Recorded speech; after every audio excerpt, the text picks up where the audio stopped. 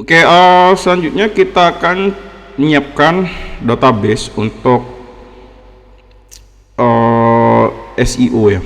Jadi SEO digital marketing. Jadi kita akan coba tangkap para pengunjung itu dengan cara mengidentifikasi dia berasal dari mana, terus laman apa sih yang menjadi favorit daripada si pengunjung tadi.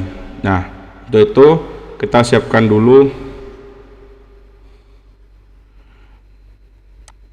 tabelnya, yang tabel berita misalkan, tabel news, tabel apa, news, berita lah, berita ya.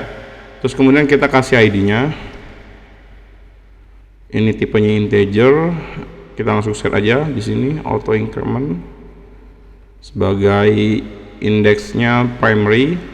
Lalu yang kedua kita coba kasih nama judul, ini juga kita tipenya jadikan teks. Lalu yang kedua ini adalah foto header dan ini teks juga. Lalu tanggal penulisan teks juga, date time. Lalu yang kelima ini isi tulisan.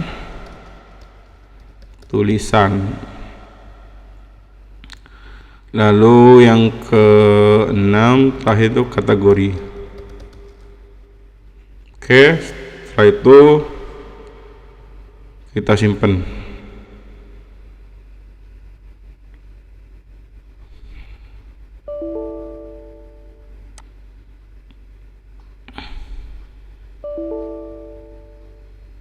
Oh, ini tanggal defaultnya kita isi null, no default aja.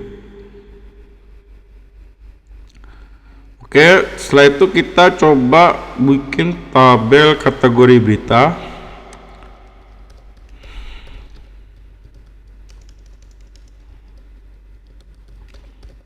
berita. Ini ID. Lalu yang kedua ini kategori. Ini kita tipenya teks. Lalu yang selanjutnya ini tabel komentar. Di sini ada ID. Terus kemudian ini isi komentar. Ini email komentar. Kita catat IP address dari yang komentar, terus ini tanggal komentar. Ini juga kita kasih balasan.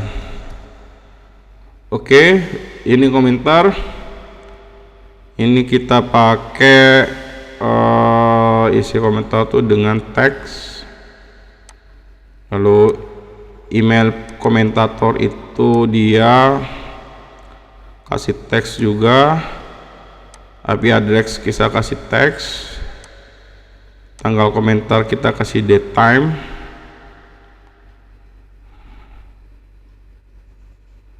Oke, lalu balasan ini kita kasih teks ya. Balasan itu untuk membalas komentar ini. Lalu kita set defaultnya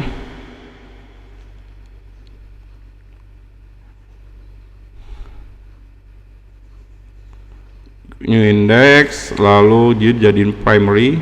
Oke, disimpan. Lalu kita coba buat tabel untuk mencatat akses web, siapa yang akses. Ini ada ID, ada IP address, ada browser. Jadi kita tahu dia di browser apa sih sebenarnya. Terus kemudian waktunya. Ini kita taruh di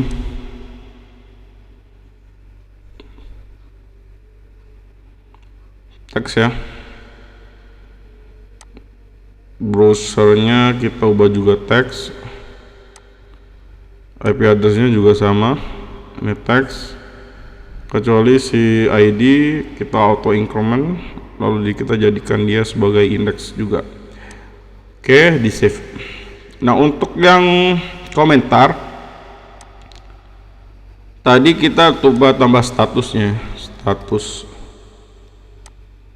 Jadi di sini di teksnya depan.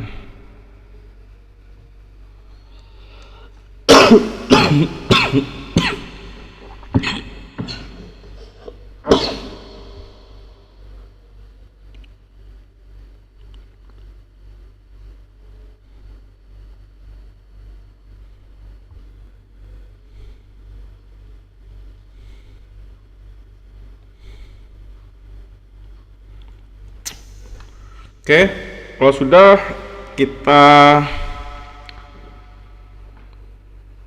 cek lagi tabel-tabelnya yang sekiranya masih butuh untuk e-commerce ini. Oh ya, kita tambahin lagi untuk e-commerce di bagian tabel pertanyaan untuk barang. Nah, tabel pertanyaan barang itu apa? Jadi kita ketika input ada ID barang, ada tanggal barang. Jadi kan sering orang nanya nih ada kosong atau enggak, ini atau enggak, ready atau enggak, terus kemudian tanya variasi. Nah, itu kan perlu dibuka kan ya celahnya agar orang tuh tetap tertarik untuk membeli. Lalu di sini isi pertanyaan. Lalu di sini yang boleh nanya itu hanya yang punya ID. Jadi ini user penanya. Nanya, di sini juga kasih status. Di sini kita siapkan juga balasan. Oke, ini ID barangnya. Oke, integer, gak masalah. Tanggal barangnya dia date time.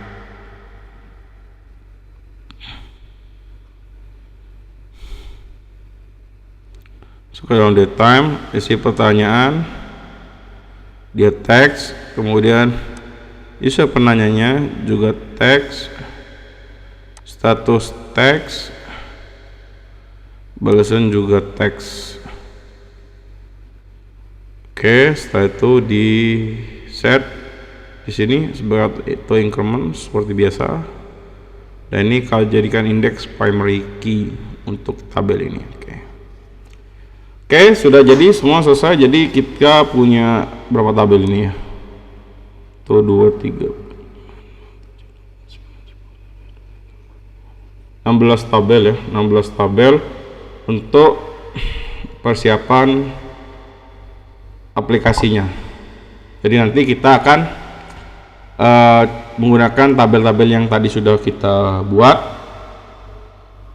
sebagai dasar pembuatan aplikasi.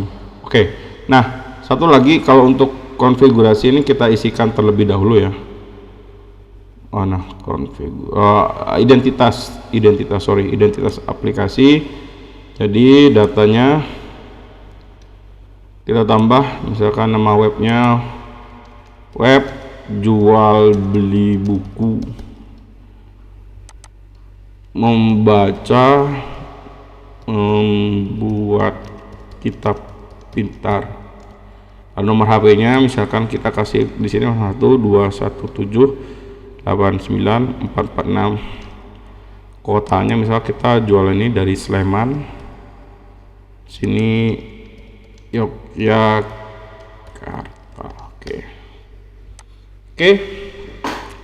Oke, ini adalah desain relasi database terakhir sebelum kita masuk ke video selanjutnya untuk menginisiasi template. Oke, terima kasih.